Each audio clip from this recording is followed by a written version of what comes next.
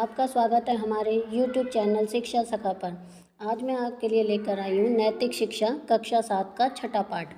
पाठ का नाम है परिश्रम ही सच्चा धन है। सबसे पहले हम पाठ का सार करेंगे। विनीत के दादाजी हर रोज़ सुबह उठते ही धरती को प्रणाम किया करते थे। एक दिन विनीत ने उनसे पूछा कि वे हर रोज़ धरती को स्पर्श करके प्रणाम क्यों करते हैं। उन्होंने समझाते हुए उसे कहा कि धरती माँ की तरह सबका पालन पोषण ही करती है। इंसान मेहनत और लगन से धरती पर अन्न उपजाते हैं और बदले में कई गुना अधिक फल धरती हमें देती है। विनीता के चेहरे पर जिज्ञासा के भाव देखकर दादाजी ने एक कहानी सुनाई।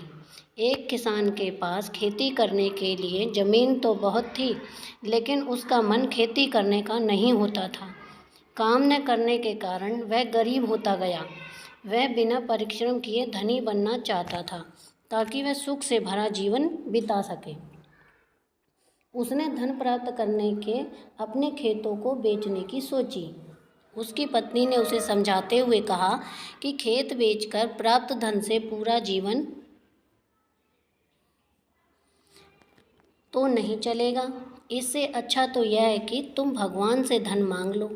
किसान ने भक्ति की और भगवान से वरदान मांगा। भगवान ने उसे वर देते हुए कहा कि जितना धन उसे देंगे उतना ही धन सबके पास होगा। किसान खुशी से भरा हुआ अपने घर लौटा। उसके घर पर धन के भंडार भरे हुए थे। किसान ने परिश्रम करना पूरी तरह छोड़ दिया। उसके खेत पूरी तरह से सूख गए। किसानों को इसका कोई दुख नहीं था, क्योंकि उसके पास बहुत धन था।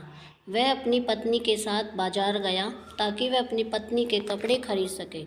दुकानदारों ने उससे कहा कि वे सामान के बदले धन नहीं लेंगे, वे तो उससे सामान के बदले अनाज लेंगे। वह खाली हाथ वापस अपने घर लौट आया। उसने फिर भगवान को याद किया। भगवान ने उसे समझाते हुए कहा कि असली धन तो परिश्रम है, उसी से सबका पालन पोषण होता है। भगवान की बात सुनकर किसान अपनी अज्ञानता पर रो पड़ा। उसने कहा कि धरती ही उसके लिए कुबेर का खजाना थी। वह खूब मेहनत करेगा और अनाज रूपी धन को कमाएगा। उसने मेहनत की और खुशी खुशी रहने लगा। अब हम अभ्यास के प्रश्नों के उत्तर करेंगे। पहला प्रश्न, दादाजी प्रतिदिन सुबह उठते ही क्या करते थे? उत्तर, दादाजी प्रतिदिन सुबह उठते ही धरती को प्रणाम करते थे। प्रश्न संख्या 2, धरती को माँ के समान क्यों कहा गया है? उत्तर, धरती को माँ के समान कहा गया है क्योंकि धरती ही सबको अनाज देकर जीवन भर हमारा पालन पोषण करती है। प्रश्न संख्या 3, जमीन बेचने की बात सुनकर किसान की पत्नी ने उसे क्या सुझाव दिया? उत्तर, किसान की पत्नी ने सुझाव दिया कि वह जमीन ना बेचे, क्योंकि जमीन बेचकर प्राप्त धन से उसका जीवन भर गुजारा नहीं होगा। भक्त होने के कारण उसे भगवान से ही धन मांगना चाहिए। प्रश्न संख्या 4, भगवान ने किसान को वरदान देते हुए क्या कहा? उत्तर, भगवान ने किसान को वरदान देते हुए कहा कि असली धन तो परिश्रम है। तुम्हारी ज़मीन है, जिससे न केवल तुम्हारा और तुम्हारे परिवार का बल्कि अन्य लोगों का भी भरण पोषण होता है। यह सोना चांदी या रुपए पैसे असली धन नहीं है।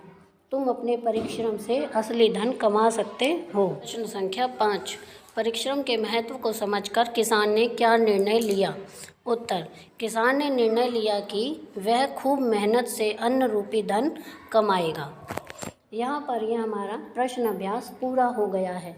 आपको मेरी वीडियो कैसी लगी मुझे कमेंट करके ज़रूर बताएं। प्लीज़ मेरे चैनल को लाइक करें, शेयर करें और सब्सक्राइब करना ना भूलें।